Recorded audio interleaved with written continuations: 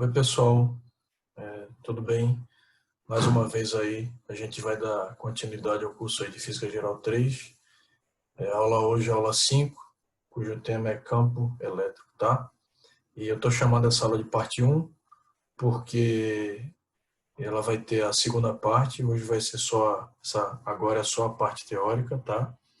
E em seguida eu vou subir aqui uma aula fazendo problemas interessantes relacionados aí ao assunto. Então, só para relembrar, a gente já viu em aulas anteriores a força elétrica, a lei de Coulomb, que rege a força entre duas partículas. A gente vai chamar essa lei hoje lá na frente, vai precisar resgatar ela.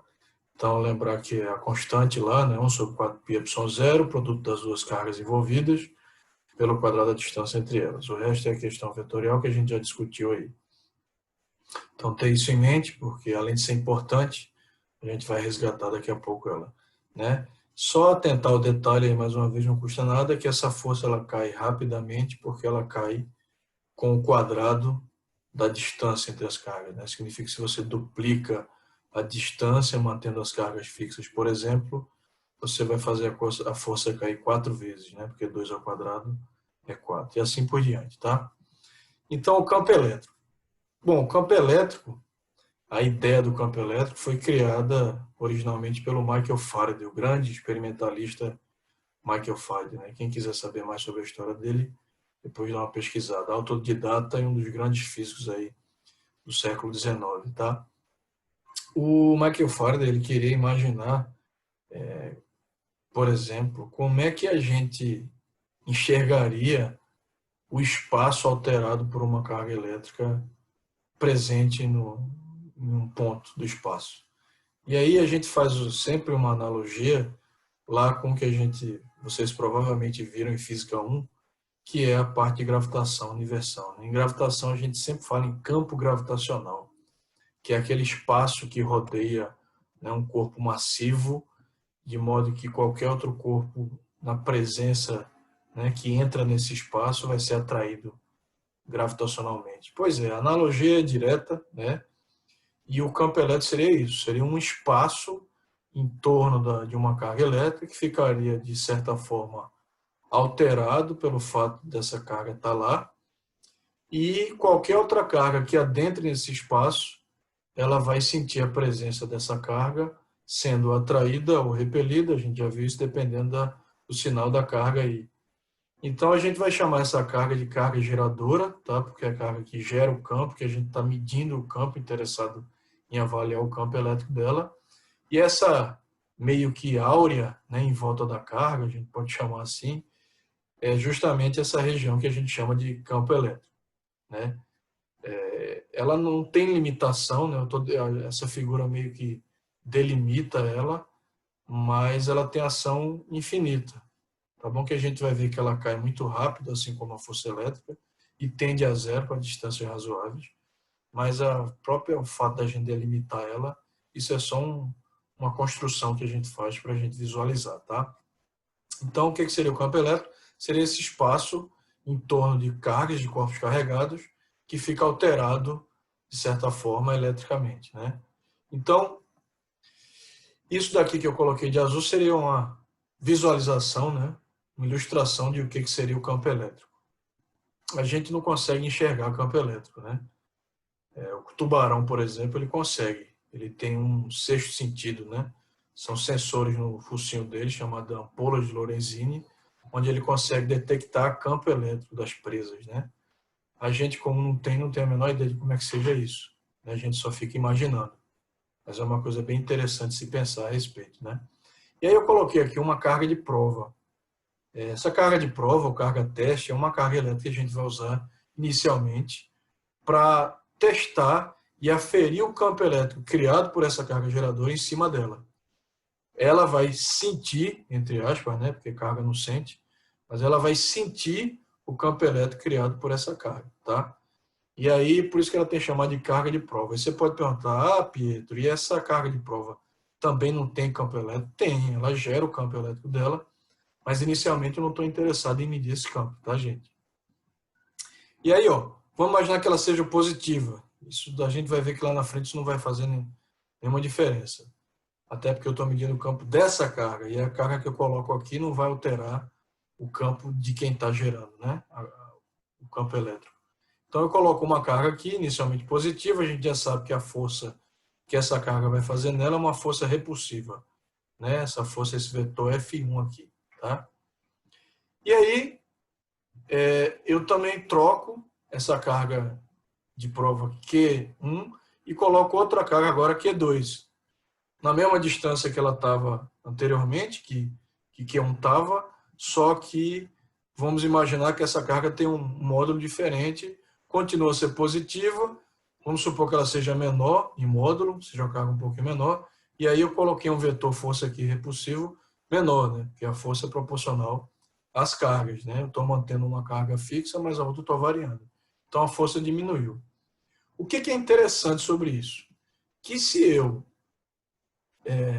dividir o valor da força que atuava na carga 1 lá, né, a força anterior aqui, ó, F1, pelo valor da carga 1, essa razão ela dá igual à razão da força que atua na carga 2 pelo valor da carga de prova 2. Veja que coisa interessante.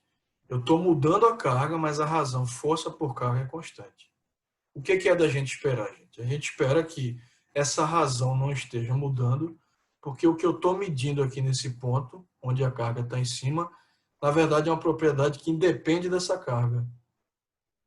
E na mosca, isso é justamente a definição de campo elétrico. O que acontece? Se eu colocar qualquer carga aqui e medir a razão força pela carga, tá? F por Q0, mantendo, obviamente, essa distância constante, tá?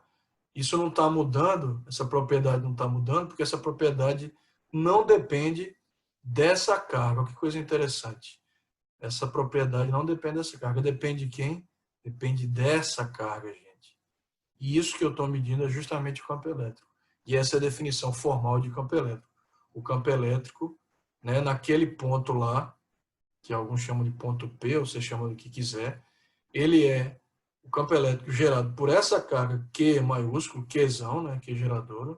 Nesse ponto, ele é a razão da força que atua na carga de prova pelo valor da carga de prova.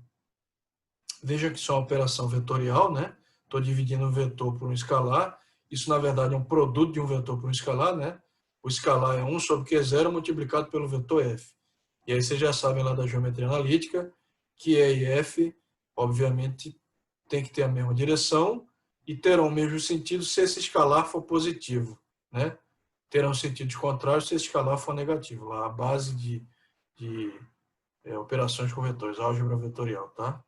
E aí, ó, se a gente falar da unidade de medida, força no SI é medida em quê? Newton, né? Carga é medida em Coulomb. Então, a unidade de campo elétrico é Newton por Coulomb. Nas próximas aulas, a gente vai ver que, por incrível que pareça, essa razão aqui, Newton por Coulomb, ela é igual à razão volts por metro, tá? Isso é uma coincidência que acontece aqui em física. Mas a gente não vai discutir isso agora, porque a definição da grandeza que tem a unidade de volt, a gente só vai ver lá na frente, que é potencial elétrico, tá? Então, esse é o campo elétrico, não esquecendo essa equação. E essa é a carga de prova, né? Q0. Uma coisa que eu coloquei aqui, para ser bem didático, é lembrar que a carga de prova não é a carga que você está medindo o campo gerado por ela. Ela é a carga que é usada para medir o campo de outra carga, que é a carga geradora. Então, ela é a carga que sente o campo elétrico, tá? Não vamos esquecer disso, não. Aí vamos fazer um teste interessante aqui. O que se baseia esse teste? Eu tenho uma carga positiva, geradora, tá? E eu vou colocar duas cargas de prova próximas a essa carga. Eu coloquei a mesma distância, né? Essa aqui é uma distância R de Q, essa aqui é uma distância também R de Qzão, mas não precisava ser distância igual nesse teste que eu vou fazer. E aí vamos colocar uma carga de prova positiva, próxima à carga geradora positiva, e uma carga de prova negativa próxima a ela, tá? Primeiro vamos desenhar o vetor força elétrica. A gente já sabe que a força aqui é repulsiva, porque essas cargas têm mesmo sinal, né, pessoal? E o campo? Como é que seria o campo atuando nesse ponto? É só olhar para equação aqui, ó. Campo é força por carga. Essa força, ela tem a mesma direção do campo, então o campo vai ter que ter essa mesma direção do vetor força. E o sentido do campo? Se esse escalar for positivo, eles têm o mesmo sentido. Como aqui o escalar é positivo, que é mais que 1, né? Espera-se que o campo seja para lá também. Mas daqui a pouco eu falo nisso. E a força em F2? Bom, a força em F2 é positivo, né? Q é positivo e aqui é menos Q2. Eu coloquei uma carga de prova negativa. Então essa força vai ser de atração. Ela está apontando lá para quê? Os campos, ó que interessante. O campo 1, gente, como eu já tinha falado aí, ó, como a carga 1 é positiva, olha para essa equação, né? Esses caras têm que ter o mesmo sentido. Então, o campo na carga 1, ele tem o mesmo sentido da força 1. E na carga 2, ele tem o mesmo sentido? Não, não pode ter, né? Porque essa equação diz para a gente que se essa carga, se esse escalar for negativo, esses vetores têm que ser contrários. Como a força já está para cá, o campo só pode estar para cá. Olha que legal. Então, o campo em Q1, ele é para cá, né? Divergente em relação à carga positiva, e em Q2 ele também é divergente em relação à carga positiva, mesmo a carga agora de prova sendo negativa. Isso significa alguma coisa? Significa, claro, né? Eu estou medindo, gente, o campo gerado por quê? Essas cargas são só cargas de prova, cargas teste. Então, por isso que o sinal delas não influencia na característica desse campo. Veja que ele é divergente, tanto aqui como aqui. E aí, ó, o que aconteceria se eu tivesse uma carga negativa agora? Veja que eu troquei a carga geradora por uma carga negativa. Vamos lá. Carga de prova positiva, a força vai ser atrativa, né? E carga de prova negativa, a força vai ser repulsiva, porque a gente já sabe que menos com menos se repele. E o campo? É só usar aquela regra, gente. Se a carga aqui for positiva nessa equação, ó, eles têm que ter sentidos iguais. Então, se aqui a carga é positiva, né, Q1 é mais Q1, então o campo também vai ter que ser positivo. Olha aí. Positivo não, desculpa, o campo vai ter que ter o mesmo sentido de F1. E na carga negativa, a gente já sabe que força e campo tem que ter sentidos contrários. Olha aí para onde é que ele está apontando. Tenta imaginar só o vetor campo agora, esquece o vetor força. O que eles têm em comum em relação à carga que gera o campo? Eles são agora convergentes, ó. Eles estão convergindo para a carga negativa. Isso é uma propriedade interessante, a gente já pode colocar aqui, ó. Olha que propriedade interessante.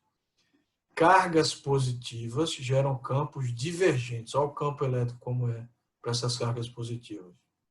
E cargas negativas geram campos convergentes. Alguns livros, alguns materiais por aí gostam de usar o termo campos de afastamento e campos de aproximação.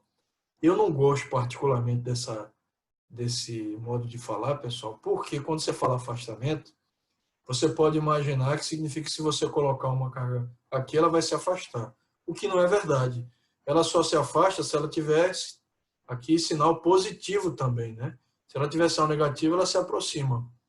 Então eu costumo dizer que quem empurra ou quem puxa não é o campo, é a força. O campo, gente, é uma justificativa para, né, a relação de causa e efeito aí, para você dar a existência da força. Você pode, a partir de agora, dizer que a força existe, a força elétrica aparece, porque o campo elétrico atua lá, tá? Então, eu prefiro usar o termo divergente e convergente. Se a gente quiser expandir para uma figura mais completa, né, a gente imaginaria o seguinte, uma carga positiva aqui, e os vetores campo elétrico, quando estão próximos dela, são mais intensos, e à medida que você vai se afastando, esses vetores vão ficando menorzinhos em intensidade. É de se imaginar que o campo também diminua com a distância, já que lá em cima eu mostrei que campo é força por carga, se a força diminui e a carga é mantida fixa, né, a carga de prova, o campo também diminui. Então vejam que o que é legal agora é que quando a gente mostrou lá na carga de prova que cargas positivas geram campo divergente, eu agora tornei desnecessária a existência da carga de prova, porque o campo ele vai existir divergente, independente de ter quem sinta ele. Vejam que questão quase que filosófica, né, gente? Olha só o que eu estou falando. o campo ele existe independente de ter quem sinta ele. Então, só o fato de você ter uma carga positiva ou negativa, em volta dela já vai ter um campo. Agora, se esse campo vai ser sentido ou não, depende se tem outro corpo nas proximidades para sentir esse campo. Vejam que interessante. É como a gravidade, né? Um planeta tem gravidade independente de ter corpos próximos a eles que sintam essa gravidade. Agora, por caso de uma partícula, né, um corpo pontual, pontiforme, não tem sentido eu dizer, por exemplo, que essa carga sente o próprio campo. Isso é incoerente. Quem sente o campo são as cargas vizinhas a ela. Ela não sente o campo que ela mesma gera. E aqui outro exemplo. Tem uma carga positiva Q, e esse campo aqui é divergente em relação a essa carga positiva. A uma distância R1, ele é um campo E1 maiorzinho, mais intenso. A uma distância R2 um pouco maior na figura, esse campo é divergente. Então, são campos elétricos em 2 pontos próximos a uma carga positiva. Se a carga fosse negativa, o que mudava? Só o sentido do campo elétrico. O campo elétrico seria convergente, como a gente viu lá em cima aí, tá? Então, campo é uma grandeza vetorial, tá? Não esquecer disso, não é uma grandeza escalar, tá? Então, campo vetorial é simbolizado pela letra E com um tracinho em cima. Nas próximas aulas, a gente vai ver a definição de potencial. E aí, alguns consideram que o potencial é um campo escalar, tá? E aí ele não guarda essa propriedade de ter direção e sentido além do módulo, né? E aí, vem uma coisa também interessante, né? Que o Faraday idealizou, que são as linhas de campo elétrico. Muitos livros em português, pessoal, trazem o termo linhas de força. Mas esse termo não é muito legal, porque essas linhas não representam a força elétrica, elas representam o campo elétrico. O que são linhas de força? Seria o equivalente, gente, a uma representação artística, vamos falar assim, do que a gente enxergaria se a gente conseguisse enxergar campo elétrico. Então, são linhas contínuas, né, que obedecem o mesmo sentido do campo elétrico. Então, para um corpo negativo, essas linhas seriam convergentes, como a gente viu, né? E elas guardam propriedades, a gente vai falar delas agora, em sequência, tá? Então, se fosse um corpo negativo, a gente veria aqui as linhas de campo chegando nesse corpo. Se fosse uma partícula positiva, a gente veria as linhas de campo saindo, né? Porque o campo tem que ser divergente. E aí já tem uma dica aqui de uma propriedade interessante, que eu vou retomar, que é o seguinte: o campo elétrico, obviamente, um vetor campo elétrico, ele tem que ter o mesmo sentido das linhas de campo. E em um ponto da linha de campo, que é esse ponto aqui, o vetor ele é tangente a essa linha, tá? Mas eu falo disso daqui a pouquinho. Olha que interessante. O que aconteceria com as linhas de campo se eu colocasse uma carga positiva junto a uma carga negativa? Olha que legal. Existiria uma distorção dessas linhas, que aí as linhas que saíssem da carga positiva, divergente, algumas linhas chegariam na carga negativa. Teria meio que uma atração, né, dessas linhas de campo aí, dessas duas cargas. E se elas tivessem o mesmo sinal? Por exemplo, se fossem positivas, como essa figura está trazendo aqui. Aí você imagina o seguinte, que à medida que elas fossem chegando próximas umas das outras, as linhas de campo iam se distorcer, iam se repelir, né?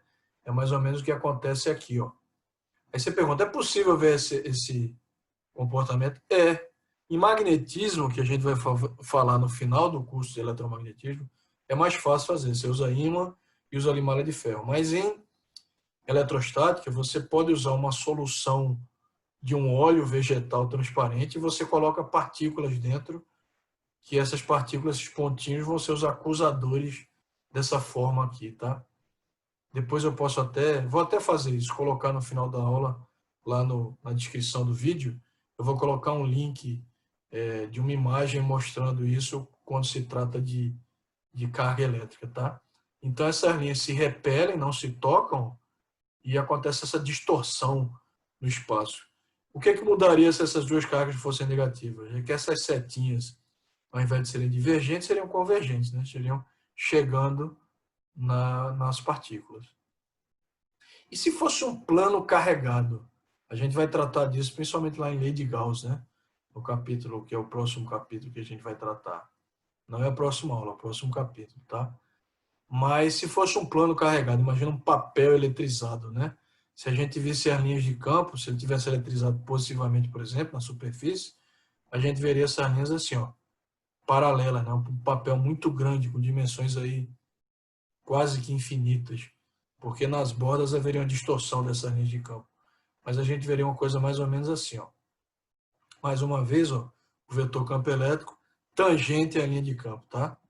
Propriedades da linha de campo. Então, primeira propriedade, tá? As linhas de campo se afastam das cargas positivas, onde começam, e se aproximam das cargas negativas. Como eu já falei, elas obedecem à lógica do sentido do vetor campo elétrico, né? Se essa carga é positiva, o vetor é divergente, o campo elétrico é divergente em relação a ela. Se essa é negativa, ele é convergente. Então, as linhas de campo saem dessa e chegam nessa. Segunda propriedade, a densidade de linhas é proporcional à intensidade do campo. Olha que legal. Eu propositalmente coloquei essa figura, que eu acho bem interessante, onde você tem uma carga aqui que vale 2Q, mais 2Q, e outra menos Q. Como a densidade de linhas é proporcional à intensidade do campo, e o campo gerado por esse corpo, né, tende a ser sempre 2 vezes maior do que o gerado por esse, porque a carga é 2 vezes maior, nesse tipo de figura, a quantidade de linhas de campo que saem dessa carga e chegam nessa é metade da quantidade total que sai dessa. Vê que coisa interessante. Deixa eu tentar explicar melhor. Vamos contar as linhas de campo aqui, ó. 1, 2, 3, 4, 5, 6, 7, 8, 9, 10, 11, 12, 13, 14, 15. Tem 15, né, linhas de campo saindo da positiva, que vale 2Q, e chegando à negativa. Mas tem outras 15 aqui que saem da positiva e não vão para lugar nenhum, vão para o infinito. Por quê? Porque se elas chegassem aqui nessa carga, eu estaria dizendo que a intensidade desse campo é igual a esse, que não é, porque essa carga é 2 vezes maior. Isso já foi até questão de vestibular, acredita, gente? O cara colocava uma carga 2Q, uma Q, menos Q, e tinha lá, sei lá, 5 linhas de campos saindo da positiva e chegando à negativa, mas outras 5 saindo, indo para o infinito. E era para você assinalar qual era a figura mais correta. Essa que eu estou falando era correta, onde você tinha o dobro de linhas na positiva em relação à negativa, tá? Se fosse 3Q, tinha que ter o triplo, e assim vai. Como essa densidade é proporcional à intensidade do campo, veja que, por exemplo, se eu imaginar aqui, ó, essa linha que eu vou traçar aqui, próxima à carga 2Q, vejam que as linhas de campo aqui dentro estão bem pertinho uma da outra. A densidade de linha de campo aqui é maior do que, por exemplo, se eu pegar uma linha mais afastada. Ó. Se elas estão mais afastadas uma da outra, a densidade é menor, esse campo é menos intenso. E aqui do lado, olha que legal, o vetor campo elétrico é tangente à linha. Eu já falei disso lá na frente, não custa lembrar. Né? Então, se você pega um ponto de uma linha de campo e você quer descobrir como é que é esse vetor aqui nesse ponto, tem que ser tangente a essa linha nesse ponto, em qualquer ponto que você escolher, tá? Então, a junção desses infinitos campos elétricos, se a gente imaginar assim, né, daria essa figura da linha de campo, tá, gente? Aí você pode perguntar, essas linhas de campo se tocam? Não, não podem se tocar nem se cruzar. E isso tem que obedecer essa propriedade aqui do vetor campo elétrico. Se eu disser que eu tenho duas linhas aqui se cruzando, por exemplo, eu estaria dizendo aqui que o vetor campo elétrico nesse ponto ele poderia ter, né, duas direções e dois sentidos, o que é uma incoerência, porque nesse ponto aqui só existe um vetor que representa o campo elétrico gerado por aquela carga, tá? Então, as linhas de campo não se tocam, tá? Essa é uma propriedade que deriva daquela dali que a gente acabou de ver. E aí, ó, o campo produzido por uma partícula carregada, tá? Isso é bem interessante, porque isso vai levar em conta aí uma coisa, deixa eu apagar esse risco que eu fiz sem querer aqui, ó. Pronto, resolvido. Isso vai ter exatamente um desfecho que eu queria ter puxado lá atrás, mas não podia ainda. Que é o seguinte, a dependência de existir essa carga de prova. Né? Quando existe a carga de prova, a gente viu lá em cima que o campo é a força que atua nessa carga dividido por ela, né? Dada em Newton por Coulomb. Mas agora vamos fazer outra coisa. Você tem lá a minha carga de prova, como a gente já conhece, tem o meu vetor força elétrica, vamos supor que essa carga seja positiva, essa força é repulsiva. E como essa carga geradora aqui é positiva, o campo é divergente. Eu também coloquei um vetor aqui saindo. E aqui o nosso vetor unitário, nosso versor R aqui, que é o versor da força lá, e a gente vai ver que vai ser o versor do campo também, tá? Esse vetor unitário que aponta também nesse sentido aqui divergente. Bom, vamos retomar lá a equação. Campo, que atua aqui, é a força que atua na carga de prova dividido pela carga de prova. Estava chamando de Q0, estou chamando de Qzinho agora. Não faz diferença, né, gente? O símbolo não faz diferença. O que importa é o que é a grandeza, tá? Aí eu vou fazer o seguinte. Lembra lá, no começo da aula, que eu resgatei aqui a lei de Coulomb, né? Força elétrica é 1 sobre 4πε0, Kq sobre R2, né? Versor de Fr. O que acontece se a gente jogar essa força, essa expressão aqui, né? Vai acontecer isso aqui, ó. O campo, que é a força pela carga, no lugar da força eu coloquei a lei de Coulomb. 1 sobre 4πε0, Qzinho sobre R2 versor R. Percebam que esse R daqui, né? Esse R dessa expressão aqui, ó, vai cortar com esse R daqui.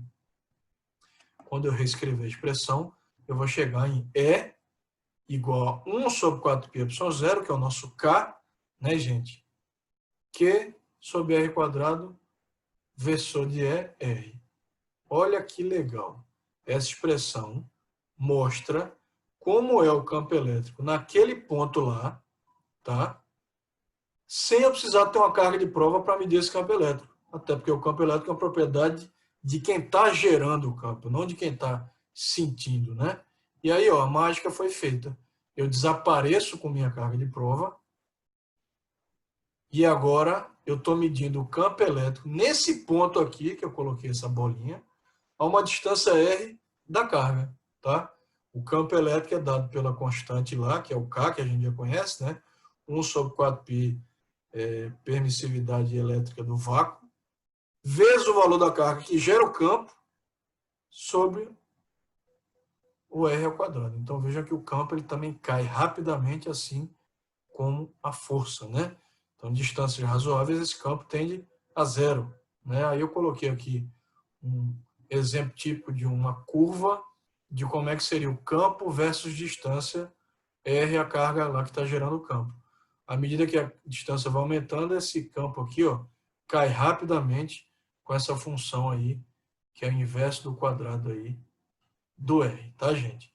Então, eu tenho duas expressões essencialmente para calcular campo.